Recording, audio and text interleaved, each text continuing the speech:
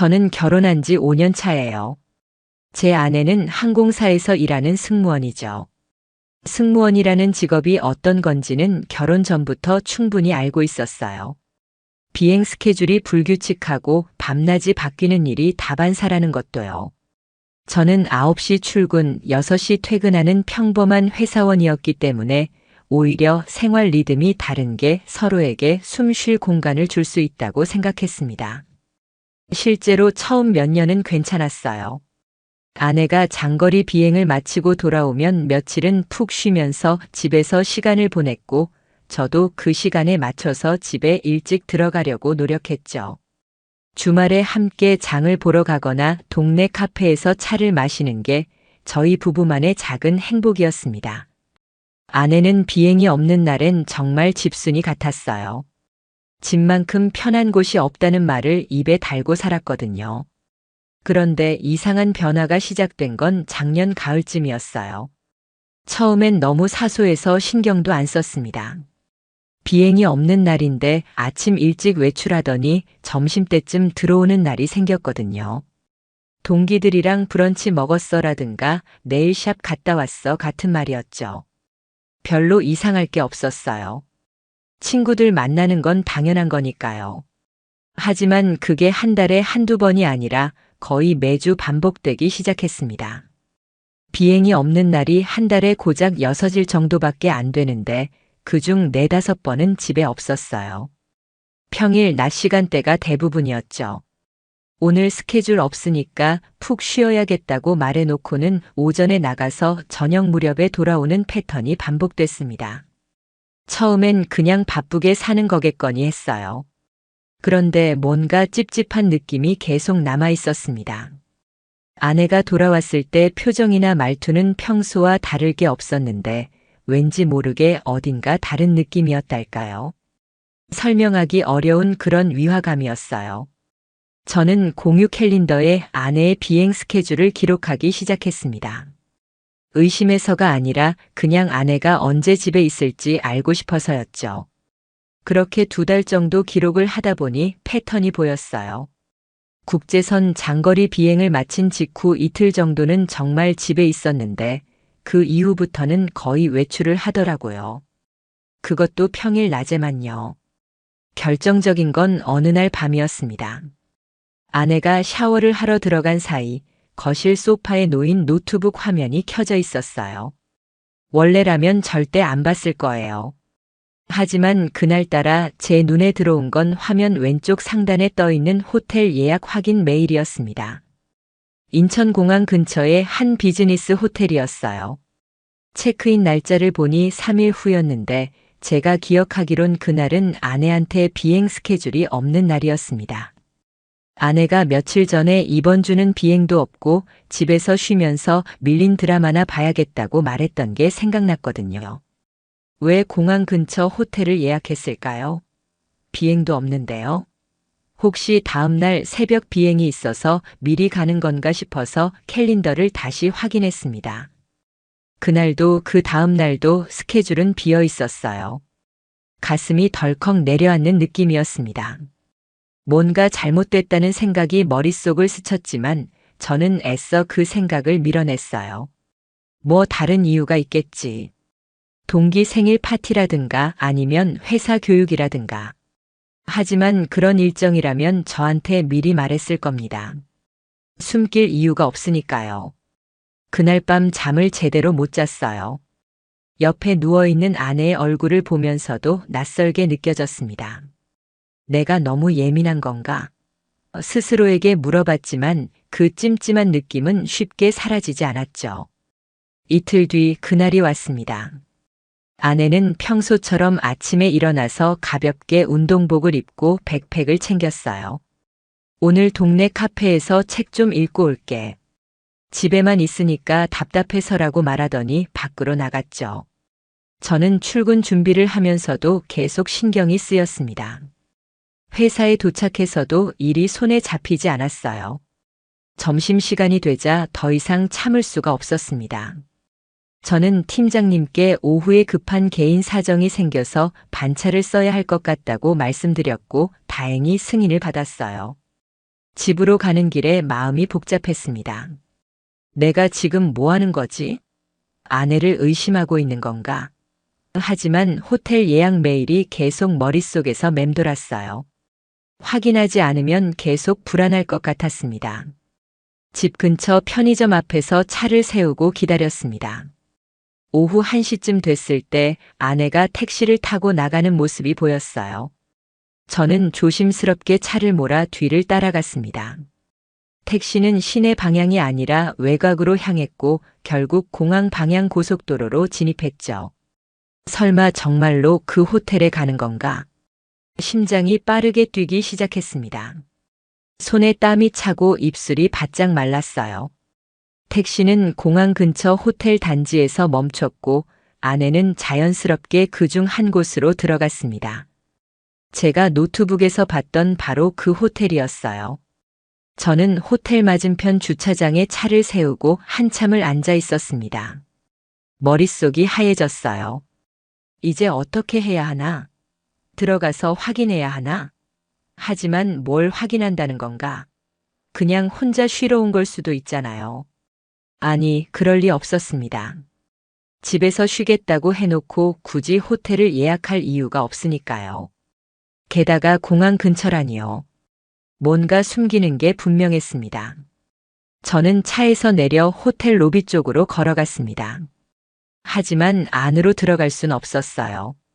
아내한테 들킬 수도 있었고 무엇보다 확실한 증거가 없는 상태에서 들이닥쳤다가는 오히려 제가 이상한 사람 취급을 받을 수도 있었거든요. 그때 문득 생각난 게 있었습니다.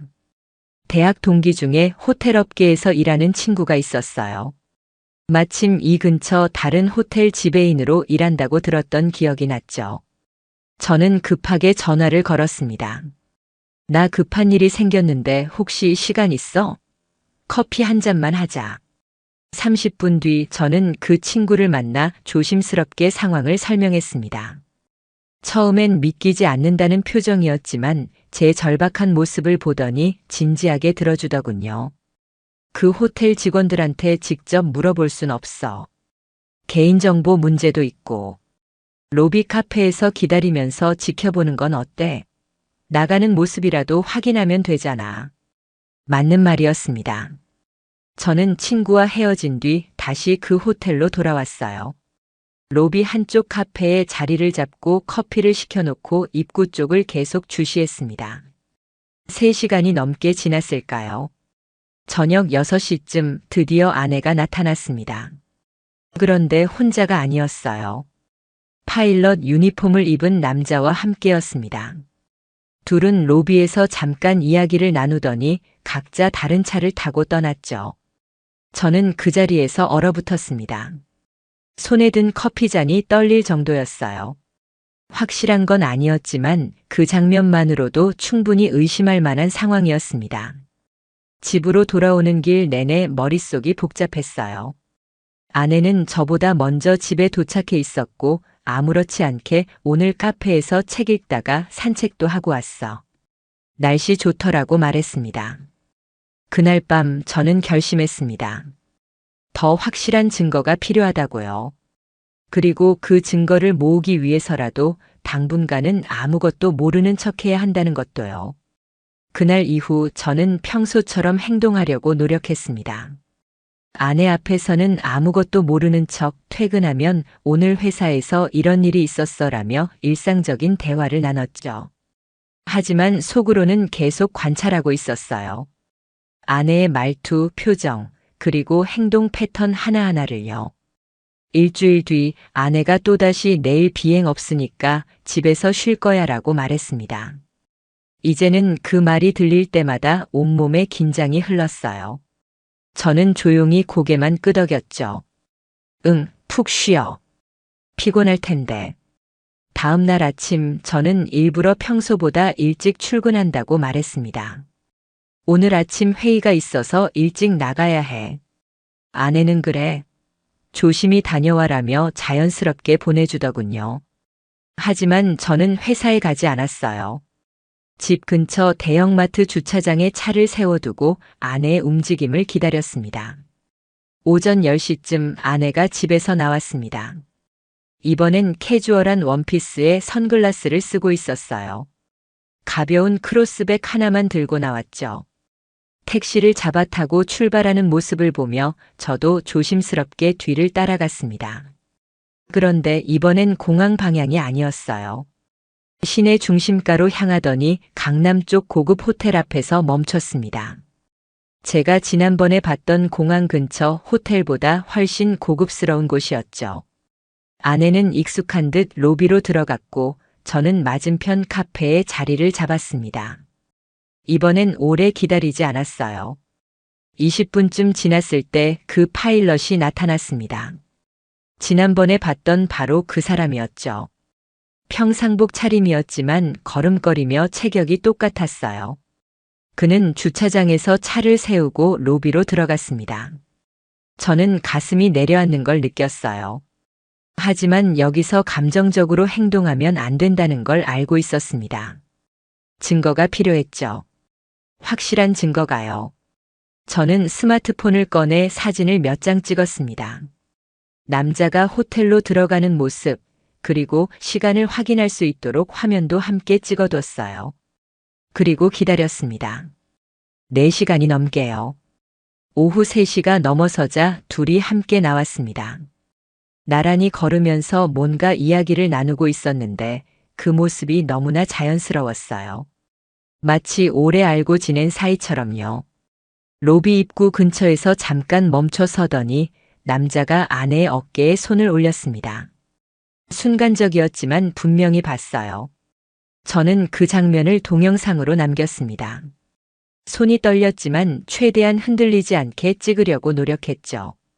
둘은 각자 다른 방향으로 헤어졌고 아내는 다시 택시를 타고 집으로 향했습니다. 저는 한동안 그 자리에 앉아 있었어요. 머릿속이 복잡했습니다. 이제 어떻게 해야 하나? 바로 따져 물어야 하나? 아니면 더 확실한 증거를 모아야 하나? 집으로 돌아가니 아내는 이미 도착해 있었습니다. 일찍 왔네? 회의 금방 끝났어? 아내가 밝게 웃으며 물었어요. 응, 생각보다 빨리 끝나서. 저는 평소처럼 대답했지만 목소리가 떨리지 않도록 조심해야 했습니다. 저녁을 먹으면서도 아내는 아무렇지 않게 행동했어요. 오늘 집에서 드라마 정주행했어. 요즘 재밌는 거 많더라. 거짓말이 너무나 자연스럽게 나오더군요. 저는 고개만 끄덕이며 밥을 먹었습니다. 그날 밤 저는 잠들지 못하고 스마트폰으로 찍어둔 사진과 영상을 반복해서 봤어요. 분명한 증거였지만 이것만으로는 부족했습니다. 변호사를 만나려면 더 확실한 자료가 필요하다는 걸 인터넷 검색을 통해 알게 됐거든요. 며칠 뒤 저는 다른 방법을 생각해냈습니다. 아내의 스마트워치였죠. 아내는 건강 관리를 위해 애플워치를 항상 차고 다녔는데 그게 제 아이폰과 패밀리 공유로 연결돼 있었어요. 위치 정보와 활동 기록을 확인할 수 있었던 거죠. 저는 아내 몰래 지난 한 달간의 위치 기록을 살펴봤습니다. 그리고 놀라운 사실을 발견했어요. 아내가 집에서 쉰다고 했던 날들의 위치 기록을 보니 대부분 강남이나 공항 근처 호텔 주변에 고정돼 있었습니다. 심지어 체류 시간까지 확인할 수 있었어요. 짧게는 2시간, 길게는 5시간씩 같은 장소에 머물렀더군요. 더 충격적인 건 심박수 기록이었습니다. 평소엔 분당 70회 정도인데 그 시간대엔 120에서 140까지 올라가 있었어요. 격렬한 운동을 했거나 아니면 저는 더 이상 생각하고 싶지 않았습니다. 저는 그 모든 데이터를 스크린샷으로 저장했어요. 날짜별로 정리해서 별도 폴더에 넣어뒀죠. 그리고 법률 상담을 받기로 결심했습니다. 다음 날 점심시간 저는 회사 근처 법률사무소를 찾아갔습니다. 상담 변호사는 제가 가져간 자료들을 꼼꼼히 살펴보더니 말했어요. 호텔 출입 사진, 위치 기록, 심박수 데이터. 이 정도면 정황 증거로는 충분합니다. 하지만 더 확실한 게 있으면 좋겠네요. 예를 들어 메시지 기록이나 통화 내역 같은 것들요. 그건 어떻게 확보하나요? 제가 묻자 변호사는 신중하게 대답했습니다. 합법적인 방법으로만 가능합니다. 예를 들어 통신사에 정보 공개 청구를 하거나 혹은 상대방이 자발적으로 제공하는 경우죠. 불법적인 방법으로 얻은 증거는 법정에서 인정받지 못할 수 있습니다. 저는 고개를 끄덕였어요. 일단 지금 가진 자료로 소송 준비를 시작할 수 있나요? 네, 가능합니다. 상간자 손해배상 청구와 이혼 소송을 함께 진행할 수 있어요. 다만 상대방이 누구인지 특정해야 합니다. 항공사 파일럿인 건 확실한데 이름이나 신원을 어떻게 알아내죠? 제가 묻자 변호사는 잠시 생각하더니 말했습니다. 부인께서 근무하는 항공사에 같이 비행한 기록이 있을 겁니다. 항공사 측에 정보 공개를 요청할 수 있어요. 법적 절차를 밟으면 제공받을 수 있습니다. 상담을 마치고 나오는 길에 저는 복잡한 심정이었습니다. 이제 정말 돌이킬 수 없는 강을 건너는 거구나 싶었죠. 하지만 더 이상 속을 수는 없었어요.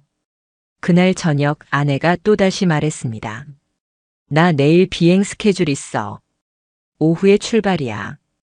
저는 담담하게 대답했어요. 그래. 조심히 다녀와. 하지만 속으로는 확인하기로 마음먹었습니다. 다음 날 저는 아내의 대학 동기 중 항공사 승무원 스케줄팀에서 일하는 사람에게 연락했어요. 결혼식에서 한 번 본 적이 있었거든요. 혹시 오늘 땡땡편 승무원 명단 확인할 수 있을까요? 아내가 탑승한다고 했는데 깜짝 선물을 준비하고 싶어서요. 잠시 후 돌아온 답변은 간단했습니다. 오늘 그 편에 부인분 이름 없는데요. 혹시 날짜를 잘못 아신 거 아닐까요? 그 순간 모든 게 명확해졌습니다. 아내는 지금도 거짓말을 하고 있었고 아마 그 남자를 만나러 가는 중이었겠죠. 저는 더 이상 참을 수 없었습니다. 이번엔 끝까지 확인하기로 했어요. 그리고 그 모든 증거를 모아서 법적으로 확실하게 처리하기로 결심했습니다. 저는 다시 변호사 사무소로 전화를 걸었습니다. 소송 진행하겠습니다. 필요한 서류 준비해 주세요. 변호사와의 상담 이후 저는 더 전략적으로 움직이기로 했습니다. 감정에 휘둘리지 않고 법적으로 유리한 위치를 확보하는 게 중요했거든요. 무엇보다 상대 남자의 신원을 정확히 파악해야 했어요. 저는 아내의 SNS 계정을 살펴보기 시작했습니다. 평소엔 별로 신경 쓰지 않았던 부분이었죠. 아내는 인스타그램을 자주 쓰는 편이었는데 주로 카페나 음식 사진을 올렸어요. 그런데 최근 몇 달간의 게시물을 유심히 보니 이상한 점이 있었습니다. 위치 태그가 붙은 사진들을 확인해 보니 제가 추적했던 호텔 근처 고급 레스토랑이나 카페가 여러 번 나왔어요. 혼자만의 시간 오늘의 브런치 같은 해시태그와 함께요. 하지만 사진 속 테이블에는 커피잔이 2개였습니다. 한 장은 각도상 누군가가 맞은편에 앉아 있다는 걸 알 수 있었죠. 더 주의 깊게 본 건 태그된 사람들이었습니다. 대부분 승무원 동기들이었지만 몇 개월 전부터 새로운 계정이 등장했어요. 프로필 사진은 비행기 조종석 사진이었고 아이디는 파일럿 스카이킹이었습니다. 게시물을 살펴보니 땡땡항공 소속 파일럿이라는 게 명확했어요.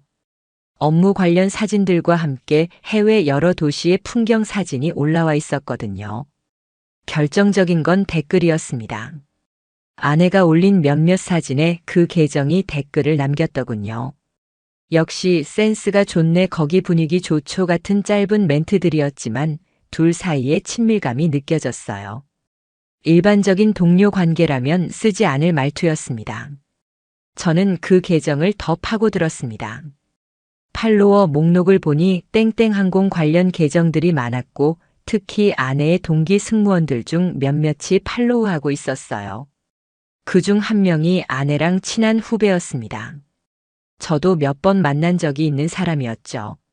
저는 조심스럽게 그 후배에게 연락했습니다. 안녕하세요. 갑자기 연락해서 죄송한데 제가 아내 생일 선물로 비행 관련된 걸 준비하려고 하거든요. 혹시 같이 비행하시는 분들 중에 추천해 줄 만한 제품 아시는 분 있을까요? 후배는 친절하게 답장을 보내왔습니다. 아, 그러시면 저희 기장님들한테 여쭤보면 좋을 것 같은데요. 특히 김 기장님은 그런 거 잘 아세요. 그리고는 자연스럽게 그 파일럿의 실명을 알려줬습니다. 김태준 기장이라고요.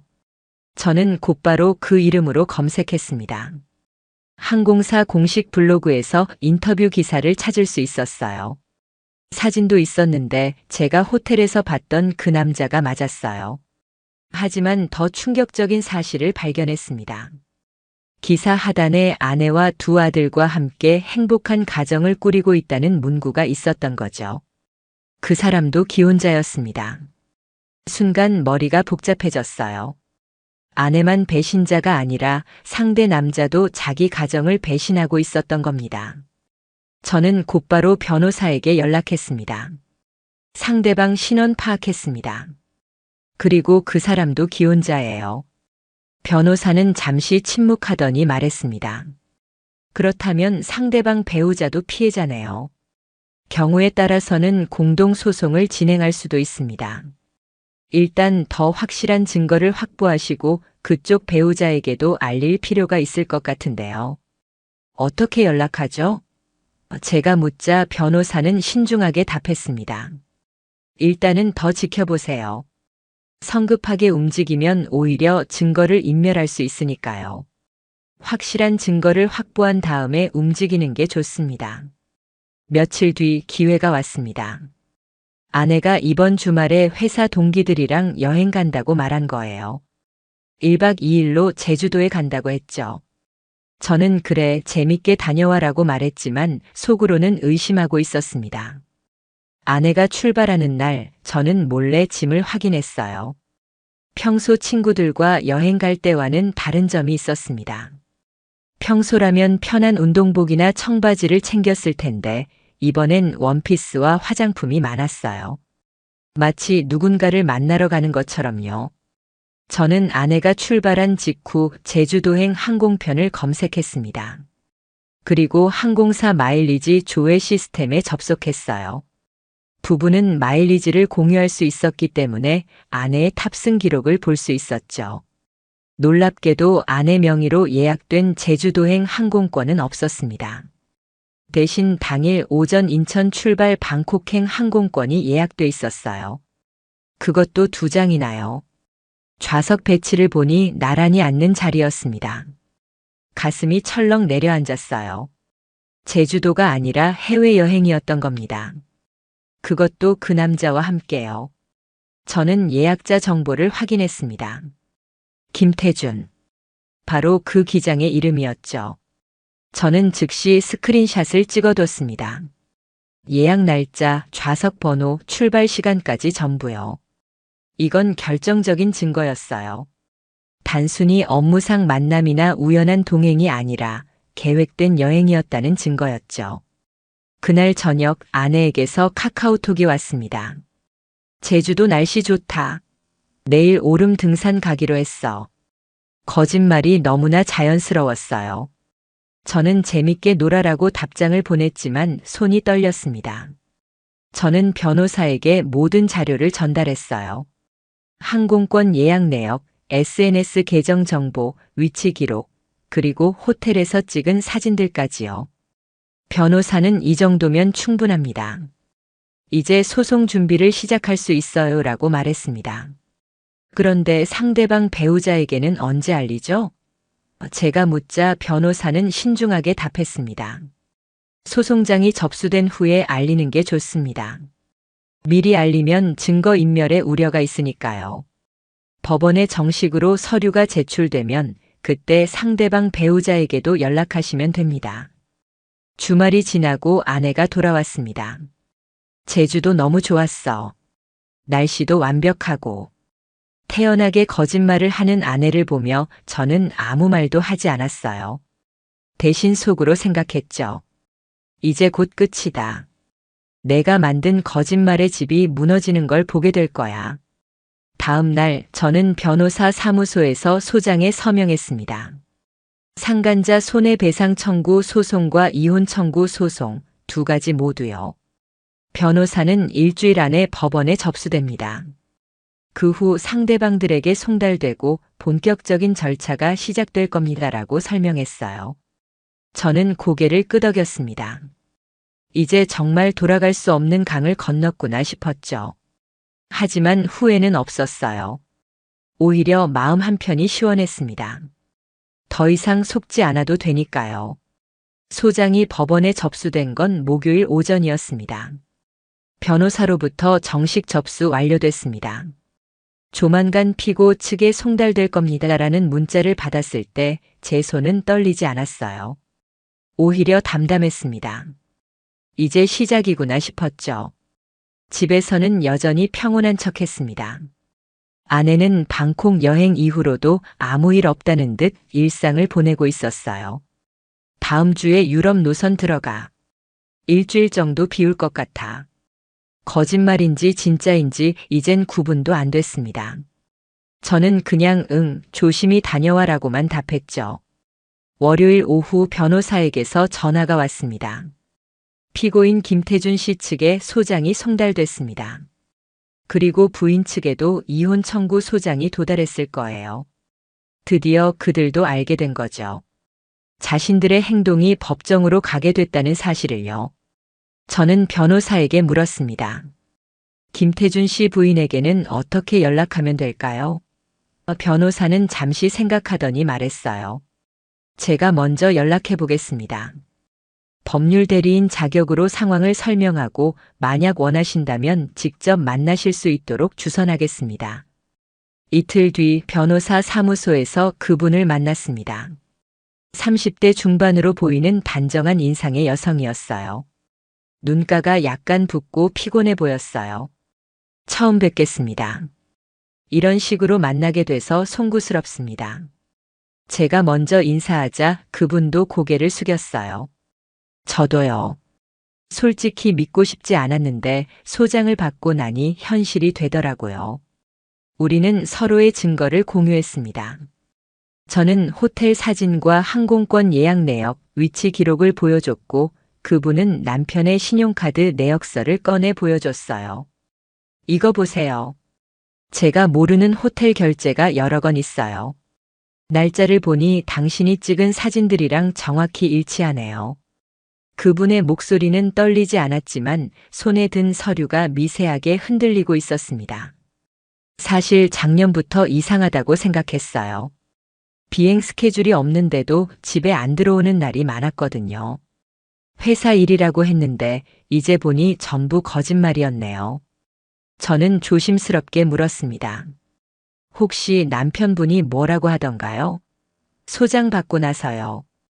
그분은 쓴웃음을 지었어요. 변명도 안 하더라고요. 그냥 미안하다, 정신이 없었다 이것밖에 안 하더군요. 오히려 화가 나더라고요. 최소한 해명이라도 하면 할 텐데. 우리는 공동 대응하기로 했습니다. 각자의 소송을 따로 진행하되 증거는 서로 공유하고 법정에서도 협력하기로요. 변호사는 이렇게 피해자 두 분이 협력하면 법적으로 훨씬 유리합니다. 상대방이 거짓 진술을 하기도 어려워지고요라고 설명했습니다. 그날 저녁 집에 돌아오니 아내가 거실에 앉아 있었습니다. 손에는 소장 봉투를 쥐고 있었어요. 얼굴이 새하얗게 질려 있었죠. 제 얼굴을 보자마자 입을 열었습니다.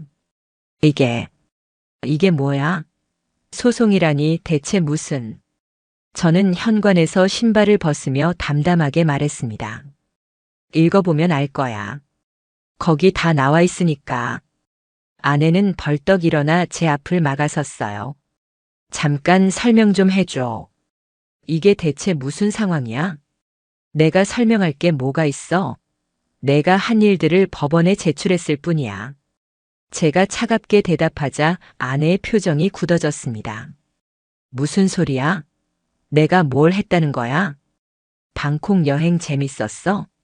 제주도 간다면서 왜 방콕에 갔는지 궁금하네. 그 말에 아내의 얼굴에서 모든 혈색이 사라졌어요. 그건 어떻게? 항공권 예약 기록 다 있어.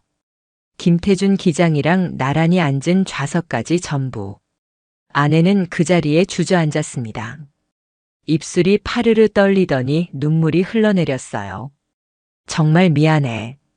내가 잘못했어. 하지만 저는 그 눈물이 진심인지 아닌지 더 이상 관심이 없었습니다. 이혼 소송 들어갔어. 그리고 김태준 씨한테는 상간자 소송 제기했고, 변호사 통해서 진행될 거야. 제가 말하자 아내는 고개를 저었습니다. 안 돼. 그렇게까지 할 필요 없잖아. 우리 얘기해보자. 제발. 할 얘기 없어. 법정에서 보자. 저는 짐을 챙겨 집을 나왔습니다. 당분간 친구 집에 얹혀 살기로 했거든요. 뒤에서 아내가 울부짖는 소리가 들렸지만 돌아보지 않았습니다. 며칠 뒤 변호사에게서 연락이 왔습니다. 피고 측에서 조정 신청이 들어왔습니다. 합의를 원한다고 하네요. 거절하세요. 제 대답은 단호했어요. 조정할 생각 없습니다. 끝까지 가겠습니다. 일주일 뒤 김태준 기장 측 변호사로부터 내용 증명이 왔습니다. 거기에는 부적절한 관계를 인정하나 피고인의 배우자가 먼저 접근했으며 미혼이라고 속였다는 내용이 적혀 있었어요.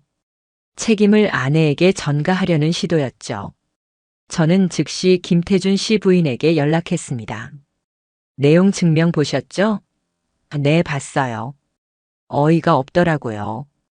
부인분이 먼저 접근했다니 둘 다 기혼자인 걸 서로 알고 있었으면서요.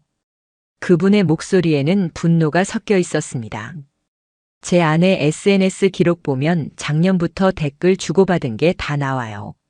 서로 상황을 뻔히 알고 있었다는 증거죠. 제가 말하자 그분이 답했습니다.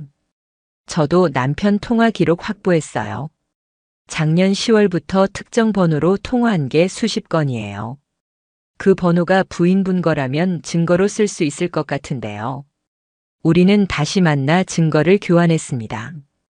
통화 기록, SNS 메시지, 신용카드 내역, 위치 기록까지 모든 걸 정리했어요. 변호사는 이 정도면 상대방이 어떤 변명을 하더라도 소용없습니다.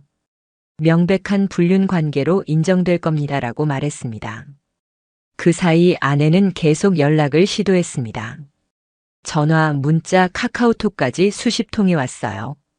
제발 한 번만 만나줘, 잘못했어, 용서해줘, 법정까지 가지 말자 하지만 저는 모두 무시했습니다. 변호사에게는 연락 오는 것들 전부 캡처해서 보관하세요. 나중에 증거로 쓸 수 있습니다라는 조언을 들었거든요. 한 달이 지나고 첫 번째 조정기일이 잡혔습니다. 법원에서 조정위원이 중재하는 자리였죠. 저는 변호사와 함께 법원에 갔고 아내도 변호사를 대동하고 나타났습니다. 복도에서 마주쳤을 때 아내는 제 눈을 똑바로 보지 못하더군요. 조정실에 들어가자 조정위원이 말했습니다. 양측의 주장을 들어보니 혼인관계가 파탄에 이른 것은 명백해 보입니다. 다만 이혼 조건에 대해서는 협의가 필요할 것 같은데요. 아내 측 변호사가 입을 열었어요. 재산 분할과 위자료에 대해 협의할 용의가 있습니다. 하지만 저는 단호하게 말했습니다. 협의할 생각 없습니다. 혼인 파탄 책임이 명백히 상대방에게 있으니 법원 판단에 맡기겠습니다. 조정은 결렬됐고 본 재판으로 넘어가게 됐습니다. 법원을 나오는 길에 김태준 씨 부인을 다시 만났습니다. 조정 어떻게 됐어요? 결렬됐습니다. 판결로 가기로 했어요. 그분도 고개를 끄덕였어요. 저도 마찬가지예요. 끝까지 가려고요. 우리는 서로를 응원하며 헤어졌습니다.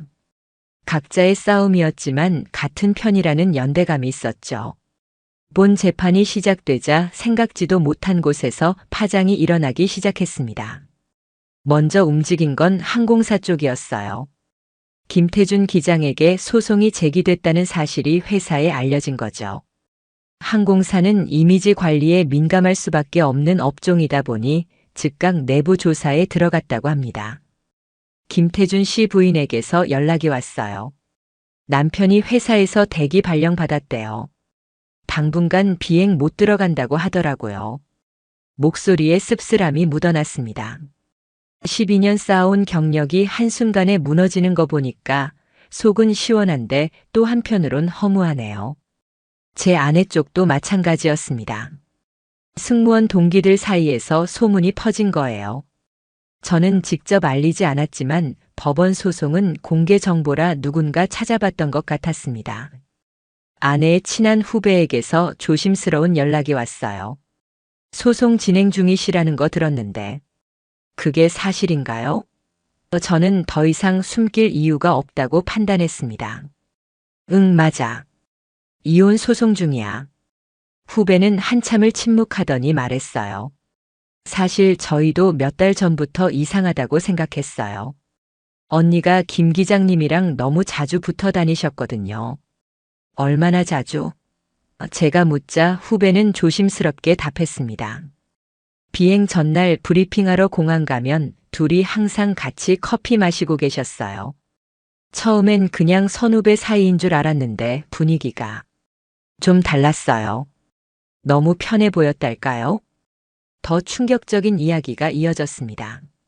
한 번은 해외 스톱오버에서 봤는데 호텔 복도에서 나란히 걸어가시더라고요. 승무원 숙소는 다른 층인데 같은 층에서 나오시길래 이상했어요. 그때 다른 선배가 저 두 분 사귀는 거 아니야? 라고 농담처럼 말씀하셨는데 진짜였네요. 스톱오버. 해외 체류 중에도 만났다는 얘기였습니다. 저는 즉시 그 정보를 변호사에게 전달했어요. 혹시 그 날짜들 특정할 수 있나요?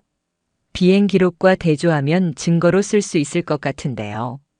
후배는 동기들에게 물어본 뒤 몇 가지 날짜를 알려줬습니다. 작년 11월 파리 스톱오버, 올해 2월 프랑크푸르트, 그리고 4월 로스앤젤레스까지요. 변호사는 그 날짜들을 항공사에 정보 공개 청구했고 며칠 뒤 비행 스케줄 기록을 받았습니다. 놀랍게도 그 날짜들에 김태준 기장과 제 아내가 같은 편으로 비행했더군요. 그리고 더 결정적인 건 스톱오버 시 숙박 호텔이 승무원 지정 호텔이 아닌 다른 곳으로 변경 신청돼 있었다는 점이었습니다. 둘 다 개인 사유로 다른 호텔에 묵겠다고 신청했고 신청한 호텔이 같은 곳이었어요. 이건 결정적입니다. 변호사가 말했습니다. 업무상 불가피한 동행이 아니라 의도적으로 같은 일정을 만들었다는 증거니까요. 저는 그 서류들을 보면서 속이 뒤집혔어요. 제가 집에서 파리 비행 다녀올게라며 웃던 아내의 얼굴이 떠올랐습니다. 그때도 거짓말이었던 거죠. 2주 뒤 첫 번째 변론 기일이 잡혔습니다.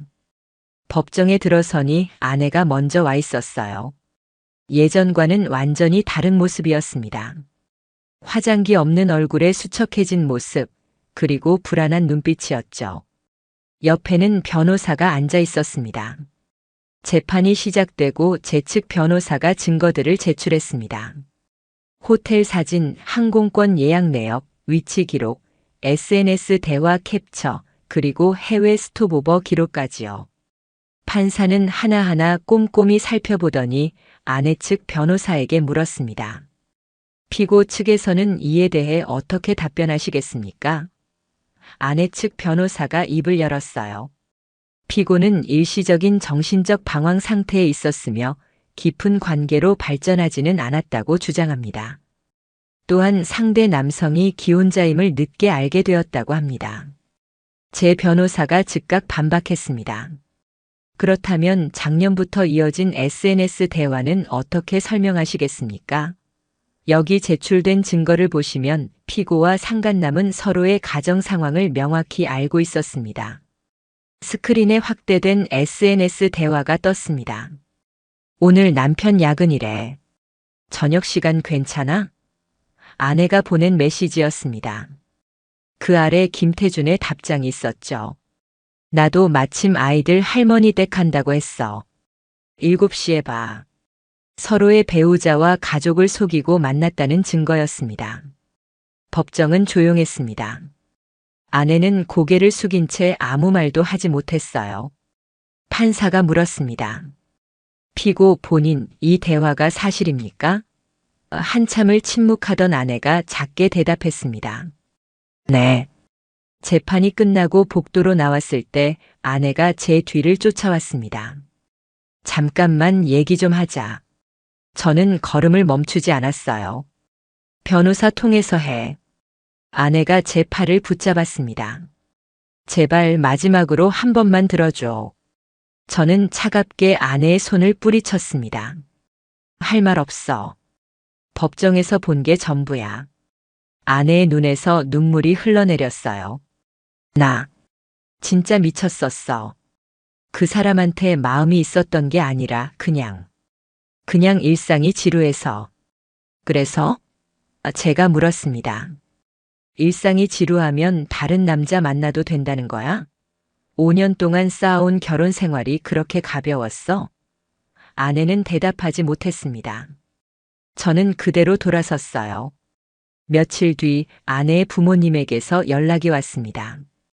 장모님이었죠. 사위, 시간 좀 내줄 수 있을까?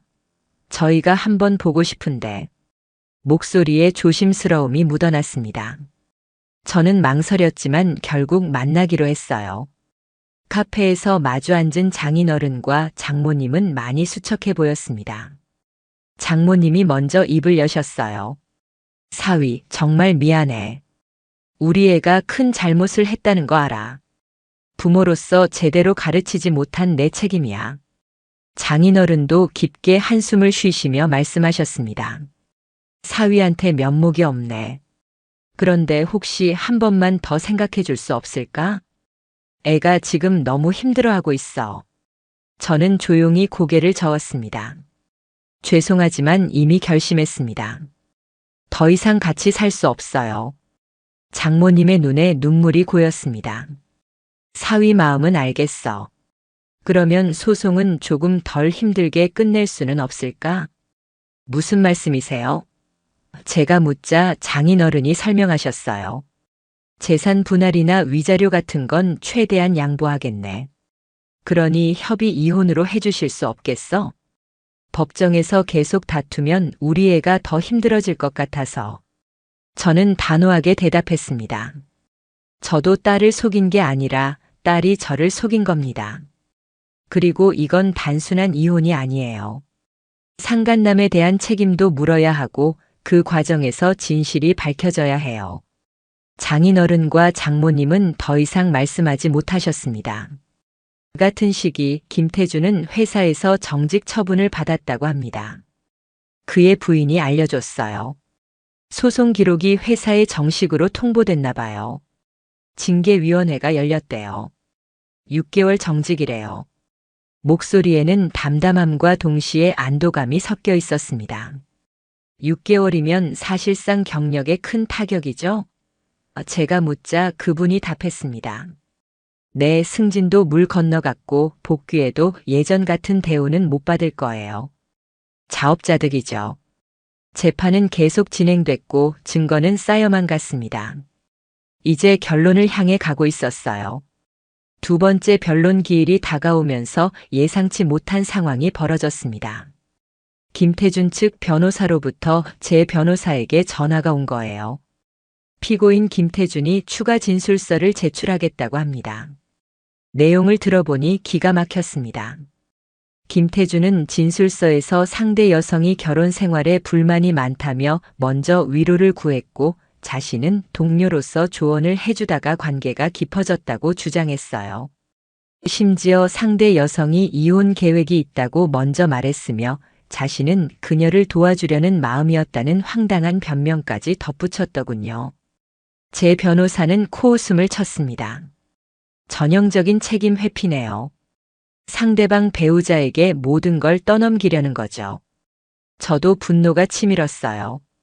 둘 다 기혼자면서 서로 책임을 미루다니 비겁함의 극치였습니다. 며칠 뒤 더 놀라운 소식이 들려왔습니다. 아내 측에서도 반박 진술서를 냈다는 거예요. 내용을 확인하니 제 손이 떨렸습니다. 상대 남성이 직장 내 상급자로서 지속적으로 관심을 표현했고 거절하기 어려운 분위기였다. 처음에는 업무상 만남이었으나 상대방의 적극적인 접근으로 관계가 발전했다고 적혀 있었어요. 둘 다 서로를 가해자로 만들려는 거였습니다. 저는 즉시 김태준 씨 부인에게 연락했어요. 진술서 보셨죠? 네, 봤어요. 어이가 없더라고요. 서로 상대방 탓만 하네요. 그녀의 목소리에는 냉소가 섞여 있었습니다. 저희가 가진 증거들로 반박하면 되겠죠? 제가 묻자 그녀가 답했습니다. 당연하죠. 제가 남편 차에서 발견한 게 있어요.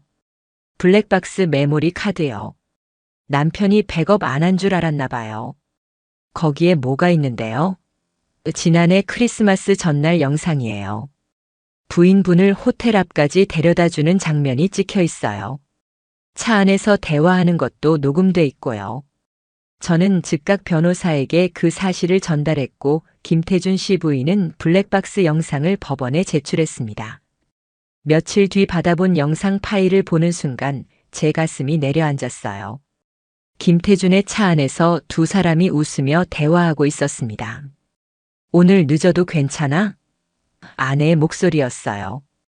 응, 집에 늦게 들어간다고 했어. 걱정하지 마. 김태준의 답변이 이어졌죠. 그리고 호텔 앞에 차를 세우자 아내가 내리기 전에 김태준의 손을 잡았습니다. 고마워, 오늘도. 영상은 거기서 끝났지만 그것만으로도 충분했어요. 서로가 자발적이었다는 명백한 증거였으니까요. 누가 먼저 접근했든 둘 다 의도적으로 관계를 지속했다는 게 드러난 거죠. 세 번째 변론 기일, 법정 분위기는 전과 달랐습니다. 판사는 블랙박스 영상을 법정에서 재생했어요. 화면에 비친 두 사람의 모습을 보며 아내는 얼굴을 들 수 없었습니다. 판사가 물었습니다. 피고는 상대 남성의 강압적 접근 때문에 어쩔 수 없었다고 주장했습니다. 하지만 이 영상을 보면 전혀 그렇지 않아 보이는데 이에 대해 어떻게 설명하시겠습니까? 아내의 변호사가 입을 열려고 했지만 판사가 손을 들었습니다. 변호인이 아니라 피고 본인에게 묻는 겁니다. 아내는 한참을 침묵하다가 작은 목소리로 말했어요. 제 잘못입니다. 그 순간 법정에 정적이 흘렀습니다. 판사가 다시 물었어요. 그렇다면 이전 진술은 사실이 아니었다는 말입니까? 아내는 고개만 끄덕였습니다. 말로는 하지 못하더군요. 재판이 끝나고 복도에서 김태준을 마주쳤습니다. 그는 저를 보자 시선을 피했어요. 옆에 있던 그의 부인이 냉정하게 말했습니다. 법정에서 봤죠? 당신 혼자만 피해자인 척하더니 결국 들통났네요. 김태준은 아무 말도 하지 못했습니다. 그저 고개만 숙인 채 서 있었죠. 저는 그 모습을 보며 한심함을 느꼈어요. 자기가 한 일에 대한 책임은 지지 않으면서 다른 사람 탓만 하려던 비겁한 인간이었습니다. 일주일 뒤 항공사 쪽에서 추가 조치가 나왔다는 소식을 들었습니다. 김태준은 정직에서 해고로 징계가 격상됐다고 해요. 법정에서 진실이 드러나면서 회사 입장에서도 더 이상 감싸줄 수 없었던 거죠. 그의 부인이 말했습니다. 이제 파일럿으로는 다시 일할 수 없을 거예요. 업계가 좁아서 소문이 다 퍼졌거든요. 제 아내도 마찬가지였습니다. 정식 징계는 아니었지만 항공사 내부에서 잦은 퇴사 압박을 받고 있다는 얘기를 들었어요. 아내의 동기에게서 들은 이야기였죠. 언니, 이번 달 말에 사표 낸다고 하더라고요. 회사에서 더 이상 비행 배정을 안 해줘서 사실상 퇴사 수순이래요. 승무원이라는 직업, 파일럿이라는 경력, 그들이 그렇게 자랑스러워하던 모든 것들이 무너지고 있었습니다. 단 하나의 잘못된 선택이 인생 전체를 뒤바꾼 거죠. 며칠 뒤 아내에게서 마지막 연락이 왔습니다. 문자였어요. 다음 주에 집짐 정리하러 가려고 해. 그날 저는 일부러 회사에 나가지 않고 카페에서 시간을 보냈습니다. 오후쯤 아내에게서 문자가 왔어요. 짐 다 뺐어. 그리고 마지막 문장이 있었습니다. 정말 미안해. 저는 답장하지 않았습니다. 이제 와서 미안하다는 말이 무슨 의미가 있겠어요. 저녁에 집에 돌아가니 아내의 흔적은 모두 사라져 있었습니다. 옷장은 텅 비었고 화장대도 깨끗했어요. 마치 처음부터 아무도 살지 않았던 것처럼요. 거실 테이블 위에 작은 편지 봉투가 놓여 있었습니다. 열어보니 짧은 손편지였어요. 변명하지 않을게. 다 내 잘못이야. 당신이 받은 상처는 절대 아물지 않을 거라는 거 알아. 그냥 이렇게라도 사과하고 싶었어. 행복하게 살아. 편지를 읽고 저는 그것을 그대로 쓰레기통에 버렸습니다. 이제 와서 감상에 젖을 필요가 없었거든요. 모든 게 끝나가고 있었고 저는 그저 최종 판결만을 기다리고 있었습니다. 며칠 뒤 변호사에게서 연락이 왔습니다. 판결 선고일이 잡혔습니다. 다음 주 목요일이에요. 드디어 끝이 보이는 순간이었습니다. 이제 법원의 최종 판단만 남았어요. 김태준 씨 부인과도 마지막으로 통화했습니다. 판결일 같은 날로 잡혔네요. 네, 같이 정리되는 게 속 시원할 것 같아요. 그녀의 목소리는 담담했지만 안도감이 느껴졌습니다. 이제 곧 끝나네요. 네, 이제 곧이요. 저도 같은 마음이었습니다. 긴 싸움이 드디어 끝나가고 있었어요. 판결 선고일 아침 법원으로 향하는 길이 이상하게 길게 느껴졌습니다. 몇 달간의 싸움이 오늘로 마무리된다는 생각에 긴장되면서도 한편으로는 후련했어요. 법정 앞 복도에서 김태준 씨 부인을 만났습니다. 드디어 오늘이네요. 그녀가 말했습니다. 네, 길었죠. 저는 담담하게 답했어요. 우리는 서로 힘내라는 눈빛을 나눈 뒤 각자의 법정으로 들어갔습니다. 제 이혼 소송이 먼저였습니다. 판사가 선고문을 읽기 시작했어요. 원고와 피고의 혼인 관계는 피고의 부정행위로 인해 회복할 수 없을 정도로 파탄에 이르렀음이 명백하다. 따라서 원고의 이혼 청구를 인용한다. 이어서 재산 분할에 대한 판결이 나왔습니다. 혼인 파탄의 책임이 전적으로 피고에게 있으므로 재산 분할 비율은 원고 70%, 피고 30%로 한다. 또한 피고는 원고에게 위자료 5천만 원을 지급하라. 아내는 고개를 숙인 채 아무 말도 하지 못했습니다. 옆에 앉은 변호사가 뭔가 속삭였지만 아내는 반응하지 않더군요. 저는 그 모습을 담담하게 지켜봤어요. 법정을 나와 복도에서 기다리니 김태준의 상간자 소송 판결도 끝났다는 연락이 왔습니다. 그의 부인에게서 온 문자였어요. 위자료 3천만 원 나왔어요. 판사가 기혼자로서 다른 사람의 가정을 파탄시킨 중대한 불법 행위라고 명시했대요. 두 소송 모두 승소였습니다. 하지만 이상하게 기쁨보다는 허무함이 먼저 밀려왔어요. 이 모든 게 과연 무엇을 위한 것이었을까? 그저 배신당한 사실을 법적으로 확인받았을 뿐인데 마음의 상처까지 치유된 건 아니었으니까요. 며칠 뒤 변호사로부터 최종 정리 서류를 받았습니다. 이제 강제 집행만 신청하시면 됩니다. 상대방이 위자료를 지급하지 않을 경우를 대비해서요. 저는 고개를 끄덕였어요. 알겠습니다. 그 주말 혼자 집을 정리하며 아내의 남은 흔적들을 치웠습니다.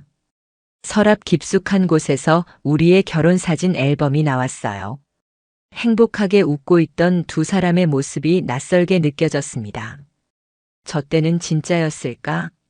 순간 그런 생각이 들었지만 곧 털어냈어요. 이제 와서 과거를 미화할 필요는 없었으니까요. 앨범을 쓰레기 봉투에 넣으려다가 잠시 멈췄습니다. 그리고 결국 상자에 담아 창고 깊숙한 곳에 넣어뒀어요. 버릴 순 없었지만 보고 싶지도 않았습니다. 그냥 존재만 하는 과거로 남겨두기로 했죠. 김태준 씨 부인과는 판결 이후 한 번 더 만났습니다. 이혼 절차 진행 중이에요. 남편이 항소하겠다고 했다가 변호사한테 승산 없다는 말 듣고 포기했대요. 그녀는 차분하게 말했습니다. 저도 마찬가지예요. 아내 측에서 항소 검토했다가 변호사 만류로 그만뒀다고 하더라고요. 저도 같은 상황이었습니다. 우리는 쓴웃음을 지으며 커피를 마셨어요. 근데 신기한 게 저는 남편한테 미련이 하나도 안 남더라고요. 그녀가 말했습니다. 처음엔 배신감에 미칠 것 같았는데 지금은 그냥 끝났다는 안도감만 들어요. 이상하죠? 전혀 이상하지 않아요.